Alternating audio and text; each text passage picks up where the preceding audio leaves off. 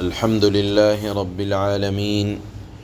أشهد أن لا إله إلا الله وحده لا شريك له، وأشهد أن سيدنا ومولانا محمدا عبده ورسوله.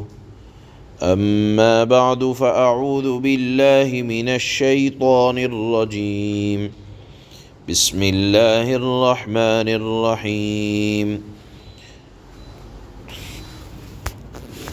ومن يرغب عن ملة إبراهيم إلا من سفه نفسه ولقد اصطفيناه في الدنيا وإنه في الآخرة لمن الصالحين. إذ قال له ربه أسلم قال أسلمت لرب العالمين. ووصى بها إبراهيم بنيه ويعقوب يا بني إن الله اصطفى لكم الدين فلا تموتن إلا وأنتم مسلمون. صدق اللہ العظیم. آج کی تلاوت کی جانے والی پہلی آیت کے بارے میں لکھا ہے کہ ایک خاص موقع سے نازل ہوئی. مدینہ منورہ میں یہودیوں میں سے ایک بڑے عالم تھے، حضرت عبداللہ ابن سلام، جو اللہ کے نبی صلی اللہ علیہ وسلم پر ایمان لائے.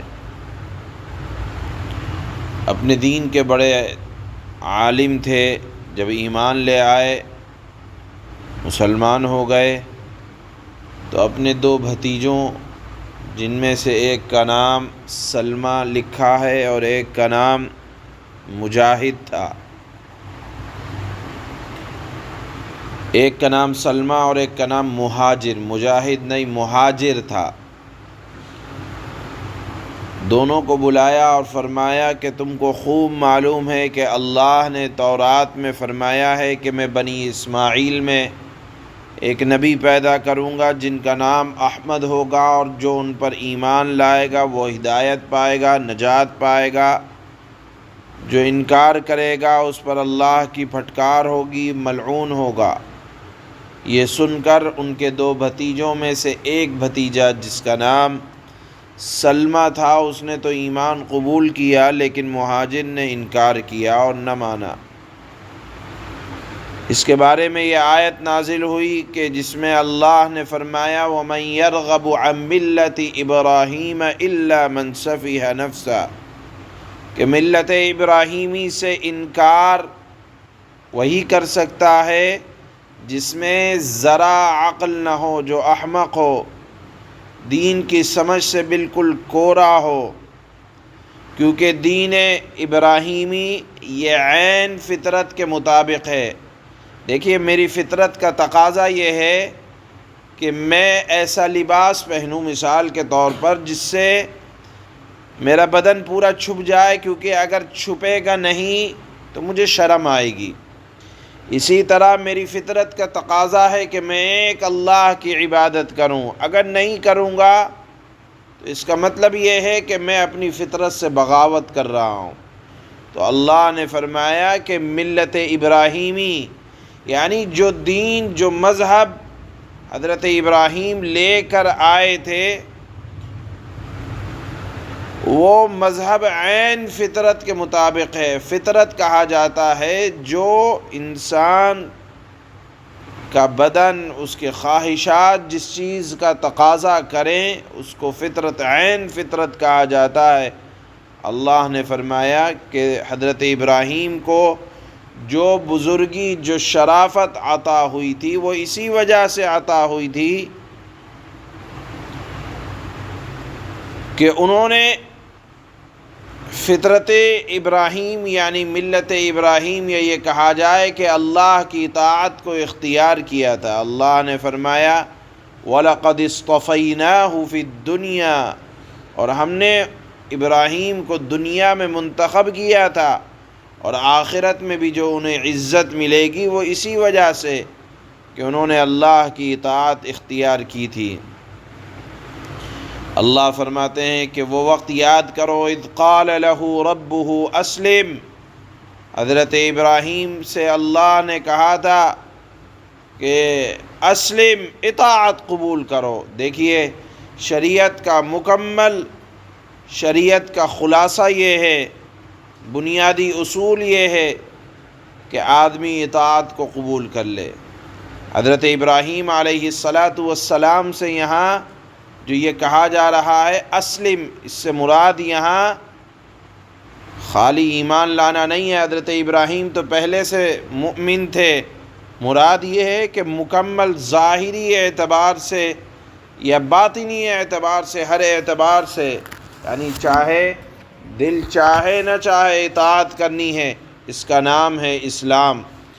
یعنی قولاً اور فعلاً، اپنی زبان سے اور اپنی روح سے، ہر اعتبار سے مسلک اسلام کو یعنی اللہ کی اطاعت کو قبول کیا جائے۔ اللہ نے حضرت ابراہیم سے فرمایا تھا اذ قال لہ ربہ اسلم، اطاعت قبول کرو۔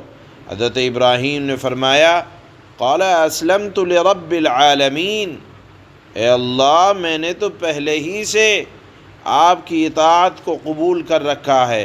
معلوم یہ ہوا کہ دنیا میں عزت حضرت ابراہیم کو جو ملی، یا ہر آدمی یا ہر مسلک والے جو حضرت ابراہیم کو اس وقت سے اپنا بڑا، اپنا پیشوا مانتے ہیں، اس کی بنیادی وجہ یہ تھی کہ وہ مسلمان تھے۔ مسلمان کا مطلب کہ انہوں نے اللہ کی اطاعت کو ہر وقت قبول کیا، اس وجہ سے دنیا میں اللہ نے ان کو عزت دی اور آخرت میں بھی عزت دیں گے۔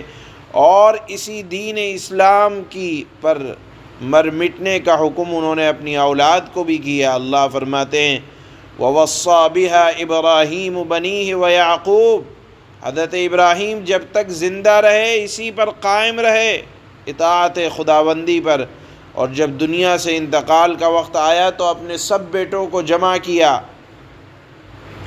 حضرت اسماعیل، حضرت اسحاق علیہ السلام، سب کو جمع کیا اور فرمایا کہ اے میرے بیٹو، اللہ نے تمہارے لیے یہود و نصارہ کے دین کو قبول نہیں کیا، پسند نہیں کیا، بلکہ اسلام کو یعنی اللہ کی اطاعت کو تمہارے لیے قبول کیا ہے، لہذا اس کے علاوہ کوئی اور دین اللہ کی بارگاہ میں مقبول نہیں، بس تم ہرگز مرنا اور جینا تو اسی دین اسلام پر، اسلام کے علاوہ کسی اور مذہب کو قبول نہ کرنا۔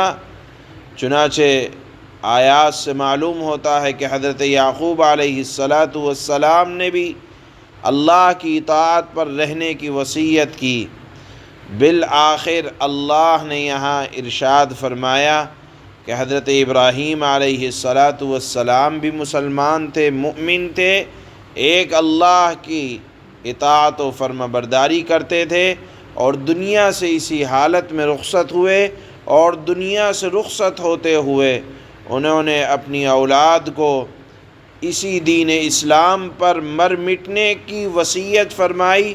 اب نبی آخر الزماں تمہارے درمیان ہیں، وہ بھی مؤمن ہیں اور وہ بھی قرآن کے ذریعے سے اسی پیغام کی دعوت دے رہے ہیں کہ مؤمن بن کر، مسلمان بن کر دنیا میں زندگی گزارو۔ یہی ان آیات کا مقصد ہے جو اس وقت تلاوت ہو رہی ہیں۔ اللہ فرماتے ہیں وَمَن يَرْغَبُ عَن مِّلَّةِ إِبْرَاهِيمَ إِلَّا مَن سَفِهَ نَفْسَهُ وَلَقَدِ اصْطَفَيْنَاهُ فِي الدُّنْيَا وَإِنَّهُ فِي الْآخِرَةِ لَمِنَ الصَّالِحِينَ۔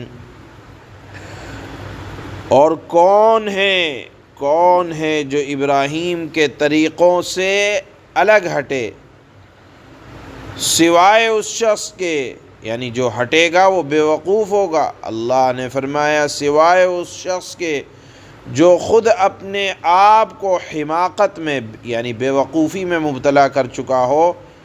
گویا کہ اللہ نے ایمان اور اسلام قبول کرنے والوں کو عقل مند کہا ہے، اور جو قبول نہیں کریں گے اللہ نے فرمایا وہ بے وقوف ہیں، اپنے آپ کو حماقت میں مبتلا کر چکے ہیں۔ حقیقت یہ ہے کہ ہم نے دنیا میں انہیں یعنی حضرت ابراہیم کو اپنے لیے چن لیا تھا، اور آخرت میں ان کا شمار صالحین میں سے، نیک لوگوں میں سے ہوگا۔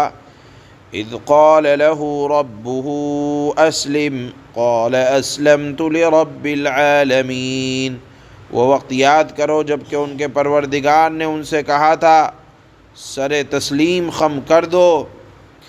یہاں اسلم سے مراد ایمان لانا نہیں ہے، حضرت ابراہیم تو پہلے سے ایمان لا چکے تھے۔